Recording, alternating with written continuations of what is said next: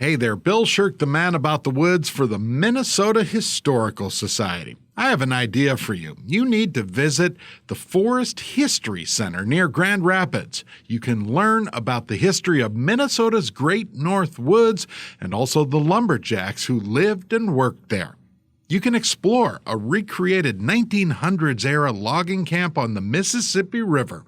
You can also visit a 1930s forest ranger's cabin. You can climb the fire tower, walk the trails, and check out interactive exhibits about Minnesota's forests of yesterday and today. Learn more at mnhs.org/Forest History Center.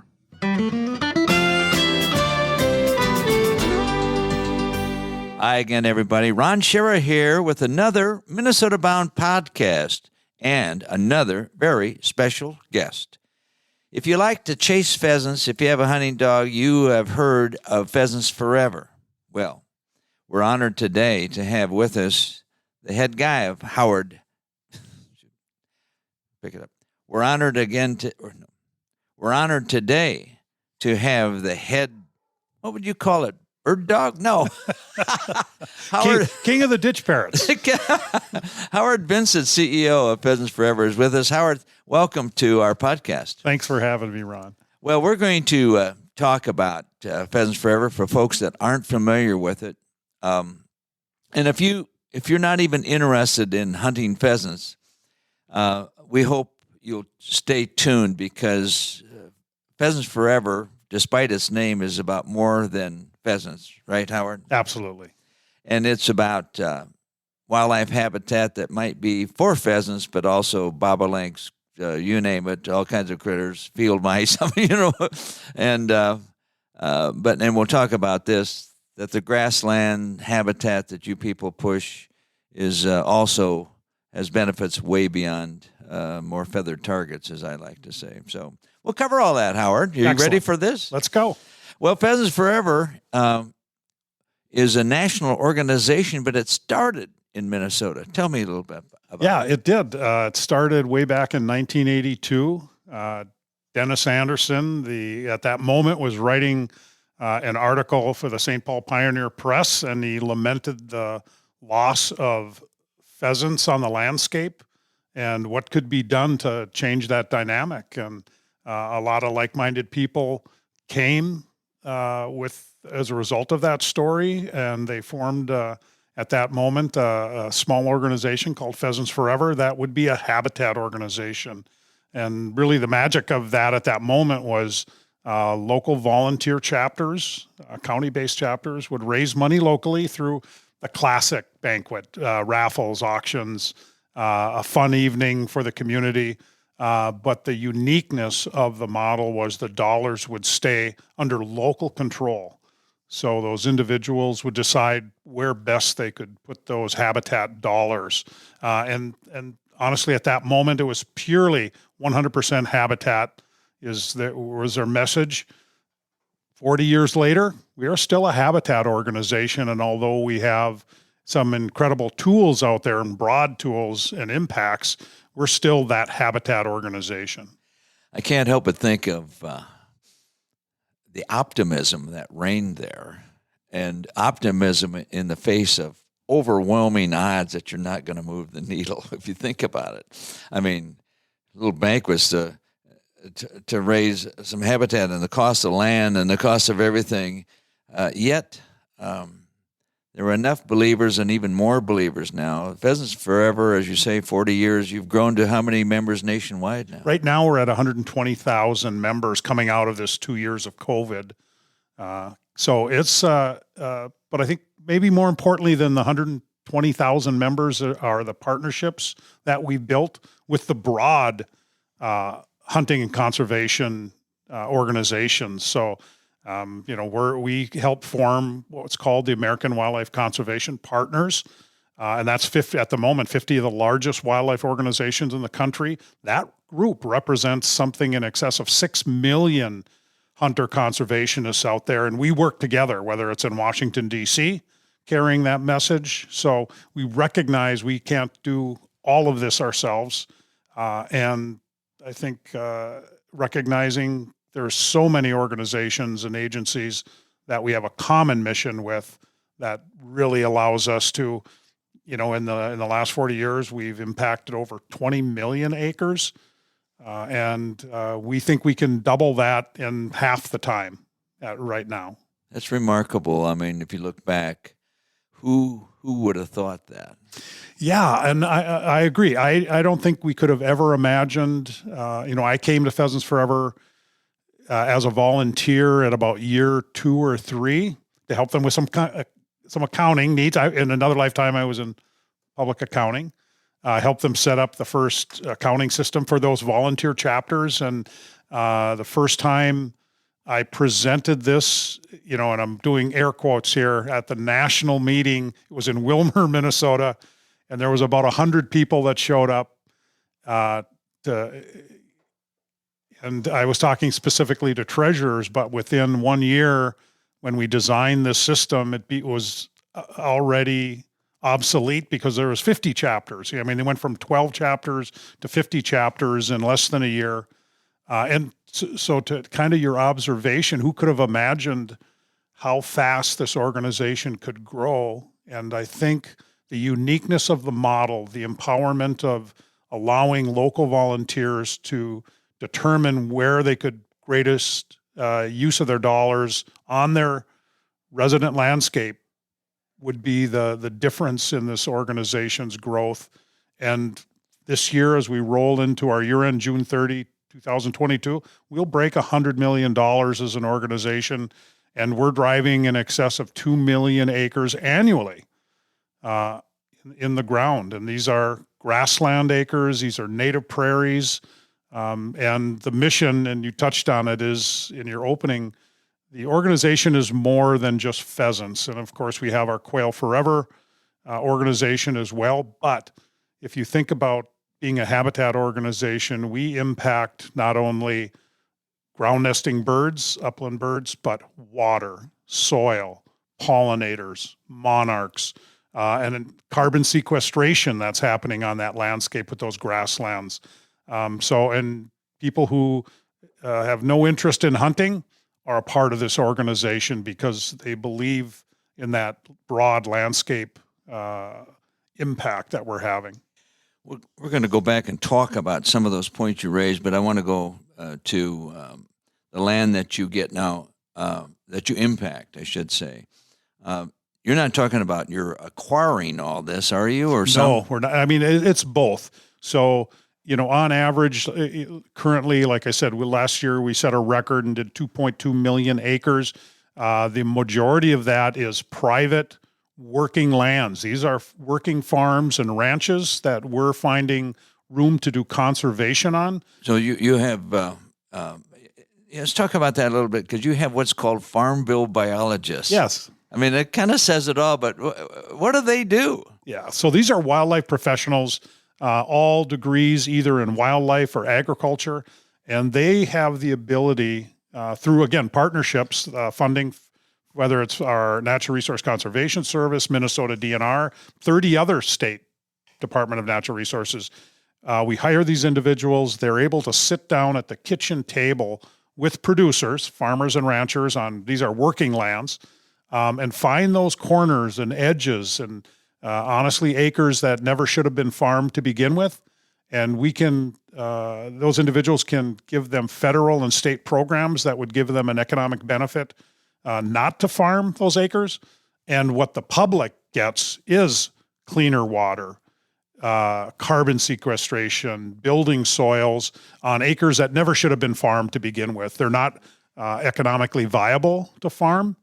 So we can be smarter about how we use that landscape. And really that's the skill set of those individuals. And we have 325 of those spread around 30 states right now. And they're really driving that message. Do they drive around and knock on doors, say, hey, I can help you grow some grassland where you can't grow anything else? Or do farmers seek you out and apply, or maybe it's both ways? Huh? Yeah, it does work both ways, but the majority of them are farmers and ranchers who come to their Department of Ag offices locally. And if they ask that question of, what can I do with conservation? who should I talk to? They'll point them down to our employee who typically works out of, and again, the acronym NRCS, Natural Resource Conservation Service. We are housed there. They'll point them down the hall, and that individual can help them build that conservation plan, do the paperwork, which is grueling. So it'll take that, that off the plate of that producer, and give them some opportunity to do some really great things on their working farm. That's really the meat of some of your operations. It really is. That's who we are. That's what we do. Our volunteer chapters continue to work with local landowners, and they do about 300,000 acres annually. So these young fire eaters, I call them, these 325 wildlife professionals out there in the landscape, they're impacting in excess of 2 million acres annually right now. And we think this year we'll break that record as well. So, but it's a toolbox that comes from the Farm Bill.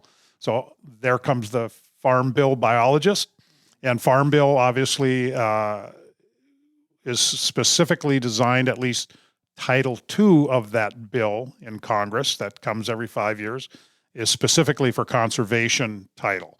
So what are those things that we can help those producers be smart about their production?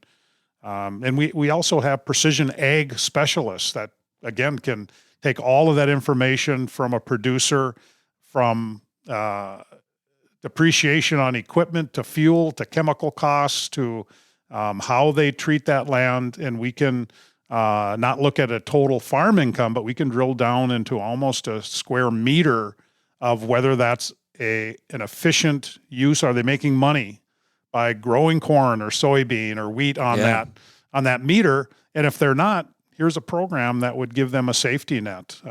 I bet you what also happens, and we have to take a break here, Howard, but I'm guessing farmers like to talk among themselves. Hey, how'd you get that thing there? That's really neat. I see you got some pheasants now, or what, blah, blah, blah.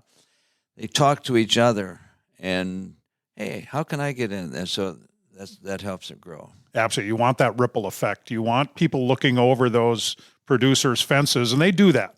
Yeah. Right? They're paying attention to what's happening in their community. Well, thank you, Howard. When we come back, I want to talk a little bit about the value of grasslands beyond more than pheasants, and we've touched on it a little bit. But first, a word from Hewitt Docks. Hewitt Docks, Lifts, and Pontoon Legs began in a small south-central Minnesota town with a mission to make dock install and removal easier by inventing the Roll-A-Dock. Well, now the company has evolved to provide everything you might need to improve your lake time. In addition to the classic Roll-A-Dock or the new Ultra Dock system, Hewitt offers all-terrain staircases, gangways, canopies, and lifts, along with any accessory you might need. Celebrate 50 years of business with us. Go to HewittRad.com to enter for a chance to win a free dock and monthly prizes. Hewitt Docks, Lifts, and Pontoon Legs. Work hard, play harder. You deserve a Hewitt. Hey everybody, Bill Shirk, the man about the woods. It's time to plan your fall hunt in North Dakota. Get this, with an estimated 3.4 million breeding ducks, North Dakota's central region is prime habitat for hunting waterfowl. In fact, right now the state's breeding duck index sits 38% above the long-term average, and the water's up too. The spring water index is up 616% over 2021. That's a good thing. Now, when you consider that North Dakota has approximately 700,000 acres of private land open to public walk-in hunting, guess what? You've got an outdoor oasis. For the latest information about public hunting lands and private land open to sportsmen and women, visit North Dakota Game and Fish Department. Bag your limit this fall in North Dakota. Visit legendarynd.com.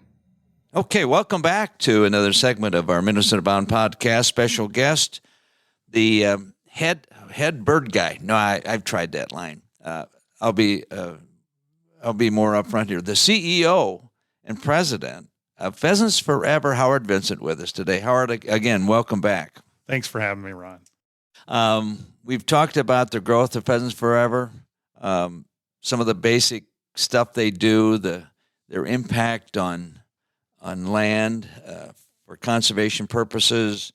And you and I have both talked privately about that Pheasants Forever was initially, here's another organization. They want more feathered targets out there. Whoop-de-dingle. Why should I help them shoot more birds?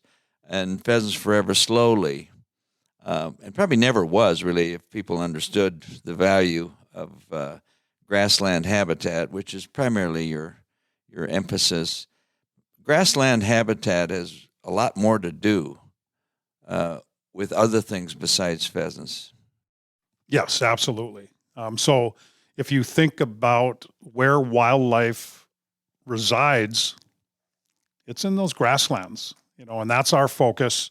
If you think about waterfowl, and you sure think about water, and you should, but where do they nest? They nest in the uplands. They nest in those grasslands.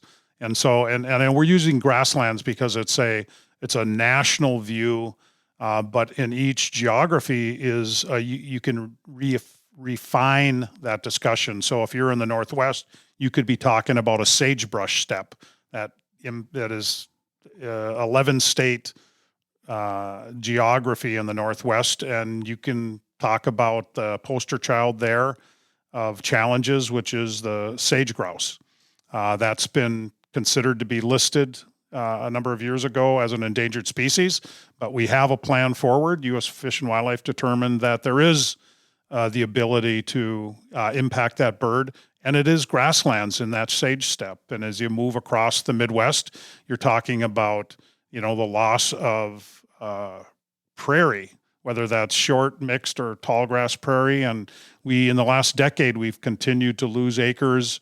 The size of Nebraska is those grasslands that we've lost. So we've drawn a line in the sand, figuratively, to reverse that trend. And then you can go run into the Southeast, and you can talk in the quail range, and you can talk about pine savannas. And this is grasslands. If you want to have quail, if you want to have, burrowing turtles that are an endangered species, you're going to do it in the grasslands. And all these things impact water quality. They impact soil health. They impact, they sequester carbon that I mentioned, pollinators and monarchs. I mean, the list goes kind of on and on. On that topic, climate change is a big topic now in the media and government, etc. And grassland, as you mentioned, they sequester the carbon. I've often wondered, I have no data to back this up, but perhaps instead of campaigning for all electric cars, because then we need the electricity, would we be better off having a massive grassland program to sequester carbon? Might get us out of the climate change. Absolutely. issue. So there's a bill that we're trying to push forward, and it's a National Grasslands Act. We were targeting about $325 million annually to secure more grasslands, protect what we have, improve what has already been taken away. And it won't go through into this Congress, but we're pushing hard on the next Congress to have that exactly. But again, reaping all those benefits. And these are dollars that the federal government would get a huge return on. The general public would get a huge return. If we can impact those acres in the grasslands, we think it's in excess of 20-30% reduction in carbon. And if you want to equate that to cars, it's hundreds and hundreds of thousands of cars taken off the street. It's an incredible thing. And again, I would argue that it's not just carbon, but water. We've spent the last 100 years trying to accelerate water into our streams, into our off the landscape. And the impact, for us, especially in the upper Midwest, the start of the Mississippi, we've got a Gulf of Mexico that is essentially dead. Mm-hmm. And it's not because of an oil spill. It's because of what we've put in the water, starting up in Minnesota, through Iowa, through Missouri, all the way down. We can put in resilient systems that existed forever and we can put them back. We can put in buffers. We can restore things. We can't put enough concrete in that flood season to prevent flooding in communities. Natural systems could do that. So at this moment, nationally, we're trying to slow water down. We're trying to keep it where it's supposed to be. Right. No-till farming Right. is a great thing for producers because it holds more moisture in the soil. And Reduces erosion. Right. And these drought systems that we're seeing now, these climate extremes, let's use natural systems to fix this. Interesting. I got to share with you another one of my brilliant thoughts a long time ago when ethanol first came on the scene, because they mentioned corn and they mentioned wood fiber. They also mentioned grassland. And I thought, wow, here we could convert a lot of ground to grassland in the name of ethanol. You don't have to replant it. It grows back by itself. There's no cost to doing it all. And it sounded like a wonderful win-win for wildlife, water, and ethanol. And none of that happened. And I think the corn growers, lobbyists, made sure it didn't happen.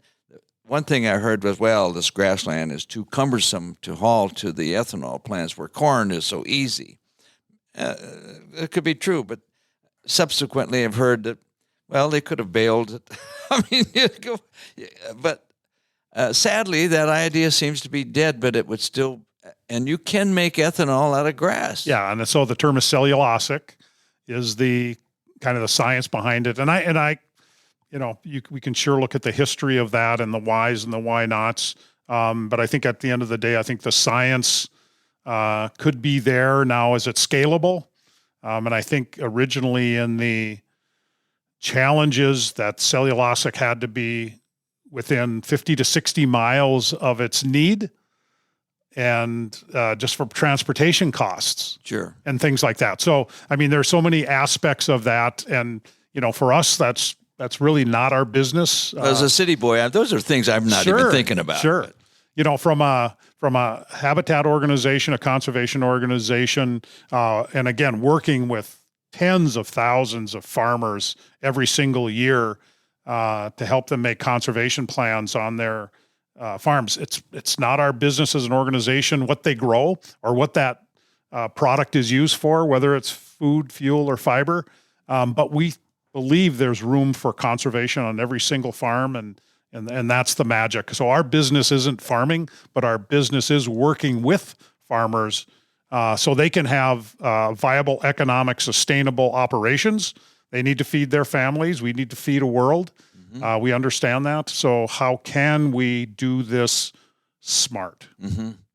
Every farm has what they used to call, maybe they still do, odd places or odd lots, etc. Yes. And it's just sitting there, and with a little work, it could be really productive for wildlife or butterflies or you name it. So, yeah, that works. Your enthusiasm for Pheasants Forever after all these years hasn't seemed to diminish much at all. What is it that keeps you smiling as you are right now? So, I mean, my journey here was, kind of wholly unique, right? I mean, again, I came from public accounting. A friend of mine volunteered me to go help this organization. And of course, my first question was, Pheasants for who? What, and why did you volunteer me to go help with this? And in the end, when I came here, I was the first director of finance in 1987. That organization at that time had grown to about $1 million organization, impacting, 100,000 acres a year or something like that, which was great. But when I came, it was a job. I mean, the handshake was, I'm going to be here for a very, single digit number of years, 3 to 5 years. I'm going to help set up internal systems, infrastructure, and then I'm going to move on. Mm-hmm. And then I started, rubbing elbows and hanging around our chapter volunteers, wildlife professionals, and the missions really started to rub off on me. I think I also saw you we would run into each other in some pretty nifty hunting places. So I think that was sort of a perk of the job Absolutely. too. Sure it was, and that's, and I grew up hunting, I'm originally from Duluth, Minnesota, grew up grouse hunting, and I didn't, have my first pheasant hunt until I think I was mid-20s, and I didn't quite get it, right? I mean, grouse hunting in northern Minnesota is like, hearing a Nolan Ryan fastball, right? Right. It sounded like it went low and away. Right. And then to come to pheasant range and have, and I never hunted with a dog in northern Minnesota, so to have a good hunting dog out in front of you that points the bird with no trees in the way. Right. I actually for a moment had a thought about the fair chase, right? The ethics of this. And then you realize how fast those birds are, Right. how, resilient they are. Easily missed. And, that's pilot error. So, Yeah, right. And so absolutely hunting was a part of it, but that, the greater good. And I had two young children at that time, and it became more meaningful for me in their eyes, right? Or that this would be impact. I love what I did in public accounting. I love my clients, but it was a lot of necessary evils. And here, this was really meaningful. And Right. so, 36 years later, Wow. and I am more excited about the organization now than I've ever been. The opportunities that exist out there, well beyond the hunting community, Right. the work that we do, and whether it's someone who's turning on the tap in downtown Minneapolis who's never hunted and would never hunt in their lives, we're relevant to the things that they're doing in the small communities, their water tables. If you've got wells in your community, we're buffering those wells so that chemicals aren't running into those. The Worthington Water Wells Project was one of those. We're going to talk more about that. But I just have to add this now. You're a ruffed grouse hunter. I love ruffed grouse too. I love pheasant hunting. Pheasants are delicious birds on the table, but this might be sacrilegious saying this to a Pheasants Forever CEO, but ruffed grouse is so much. There's nothing better than ruffed grouse. I'm all in on that. I mean, that's the walleye of birds. That's a good one. We're visiting with Howard Vincent, CEO of Pheasants Forever. We're going to talk about what's in the future for Pheasants Forever after this word from Minnesota Propane Association. Reducing carbon emissions is good for everyone. But how do we reduce emissions while also meeting our world's increasing energy needs? Using propane is an excellent way to reduce emissions while meeting energy needs today. Propane is a clean, non-toxic energy source that helps reduce carbon emissions right now. In fact, propane's carbon intensity score in Minnesota is only 80. Grid electricity in Minnesota, including wind and solar, has a much higher carbon intensity score of 136. Who knew that using propane was much cleaner than electricity? Plus, the abundance of propane and growth of renewable propane means it can be used for generations to come. Millions of Americans rely on propane to heat their homes and businesses, fuel vehicles on road and off, and much more, making propane the right energy right now. Find out more about what propane can do for you and the environment by going to propane.com. Here in Minnesota, cabin life is a way of life. It has been for the Shirk family for a long time, like 40 years. Fishing, it's the boat rides, the evenings on the dock, the grilling out, the loon call at sunrise. It's all the things we love about life up north. But our family just experienced a big change at the cabin. We have coped with that sulfury smelling, sour tasting cabin well water since I was just a little kid. But guess what? It all disappeared like 2 weeks ago, thanks to our brand new Connecticut water softener and K5 drinking water system. The install literally took like 4 hours and completely changed our cabin water legacy. No more smell. It's gone. The drinking water tastes incredible. No more bottled water. Soap and shampoo, they now foam in the cabin shower. It is all thanks to Connecticut. I want you to call Connecticut like the Shirk family did and schedule your consultation and look forward to clean, safe water. Truly, it's that simple. Hi there, Ron Schara here for Star Bank. If you're putting your money into mega banks down the street, who knows where that money's being used? Bank locally. Keep your money local with a community bank that actually cares about you, your family, your business, and your goals. Check out the bank we use at Minnesota Bound. Try Minnesota's own Star Bank. You can find them online at starbank.net. When you call Star Bank, you actually hear a real living person answering the phone. Star Bank has 10 convenient locations around Minnesota to serve you and all the mobile banking products that you need to manage your money. Check out all that Star Bank has to offer at starbank.net. Hey, welcome back to our third and final segment here on Minnesota Bound Podcast. Special guest. We're talking pheasants. We think we're talking pheasants, but we end up talking about clean water, grassland, butterflies, you name it. We're talking with Howard Vincent, CEO of Pheasants Forever. Howard, as we mentioned earlier in the podcast, Pheasants Forever, because of its name, this is sort of a single-purpose organization, but that wasn't true then, really, and it's not true now. And 40 years later, Pheasants Forever continues to make a big impact on the ground, yes, in part for pheasants, but Pheasants Forever is what's down the road for them? Well, I think, again, I think my statement that, the core of our organization is our chapters. And we've got 750 of those across the country, all volunteer driven. They raise money locally and then decide where those monies can best be spent. Our ability now to take their $1 and make it $4 through our partners. And we do almost nothing by ourselves here. So the fact that chapters raise, nice and neat, $25 million net annually, we're able to match that 3-4 times, making us this $100 million organization. But those dollars are driven into the ground, whether that's, 2.2 million acres, whether that's in Washington, D.C., fighting for more programs.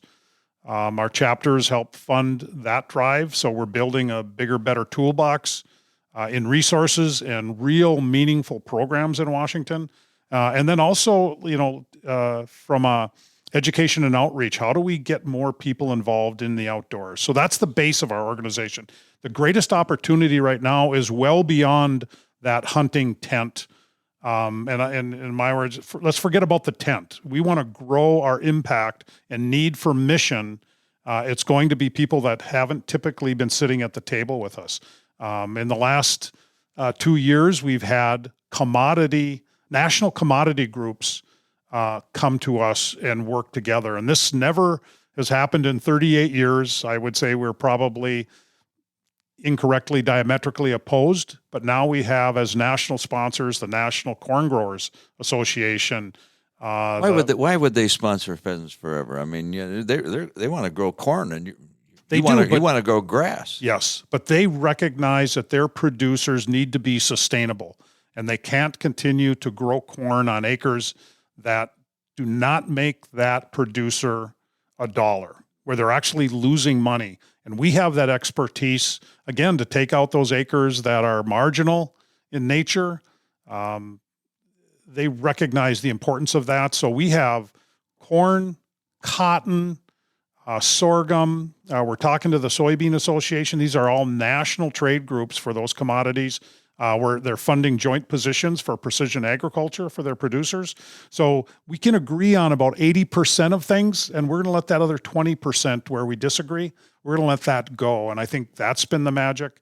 We're looking at the landscape differently, not just private lands and producers, but those other areas like right-of-ways, the sides of highways. If you think about the energy corridors where pipelines, electric lines are running, you see a lot of grasslands in there, but they're typically monocultures, and monocultures are bad in nature. They provide soil protection, but give no wildlife benefits. And so if you think about pollinators and monarchs, and if you absolutely 3 out of every 5 bites of food that you take need to be pollinated, and we're in this detriment where 10% of the native bees are left. We've got some problems there. Right, and including monarch butterflies. They're at 10%, and they're teed up to be listed as an endangered species. I just thought of another project, too, in my travels for the Flush TV show, which is sponsored by Pheasants Forever. Nebraska, Kansas, especially, you see the pivots. Yeah, center there. pivots. And every corner, there's a triangular piece of ground that one rancher pointed out to me one time that he used to try to grow something in those, a crop of some kind. But he said it finally dawned on him the problem of trying to plant a triangular piece of ground like that, and it wasn't getting any water. So if he didn't get any water, it was effort for nothing. Right, that circular pivot. Right, and so he came around, and he loved to hunt pheasants. So he came around to putting grasslands in those 4 pivot spots, those and very successful, and the pheasants loved it. There were all kinds of birds. So to me, but then you drive down the road, there's another guy with the pivots, and he's still trying to grow something there. Yes. That would be as if you need another project, but that to me would be a very meaningful effort to try to convince more landowners to do that. And that program exists, and that's part of there's a program in there, and it's Corners for Wildlife. Many states have adopted those. There's kind of 2 parts of a conservation title. There's a general sign-up of Conservation Reserve Program, which happens through the announcement through Department of Ag. And then there's continuous practices that any producer can come in any day of the week and look at these programs. Corners for Wildlife is in many of those wonderful states. So you have original thought, and we were on it. We're that good. A lot of potential there. Just about out of time here, Howard, but as we talked about, I know Pheasants Forever is not getting away from the hunting community, but it sounds to me like you're reaching out to other communities to be part of them as well, where it's, yes, this habitat will likely produce pheasants or quail and a bunch of other things, but you're trying to make sure that your efforts are across different publics. Is that a fair assessment? Absolutely. I think, the word that we use is being relevant. We're relevant to every single person in the United States on what we do on this landscape. Again, this isn't by ourselves. There's incredible partners out there that we work with every single day. And that's kind of who we are. We're not promising anyone that there'll be a pheasant in every pot, but we know that without native grasslands, without wild prairies and places, there will be no wildlife. And pheasants are that canary, in the coal mine, and quail are that species, that poster child for, challenging our success out there. But we've got chapters and organizations that we work with that don't have quail or pheasants anywhere near them, but they're working on pollinators or monarchs. And for us, it's pure mission, because the same thing that a baby chick needs, which is in the first 20 days, they only eat protein, which is bugs. The only thing that produces bugs is native prairie and forbs, wildflowers, which is exactly what pollinators need, which is, if you think about milkweed, that's what monarch butterflies need. That's in that mix. That produces bugs. That's why it makes sense in the crossover. And, let's go back to water. If we did everything right for water, this world would be a much better place. Well said. Howard Vincent, thank you for joining us today, and admired your leadership at Pheasants Forever, and I know you're thinking of stepping down one of these days, but in the meantime, Howard, for you, my wish is pheasants forever. That about does it. We want to thank our sponsors, Minnesota Propane, Hewitt Docks, Connecticut, my favorite water, Star Bank, one of the great chains, and the Minnesota Historical Society. Well, that's it for me, Ron Schara. Thank you for listening to our Minnesota Bound podcast. And remember, introduce a kid to the great outdoors.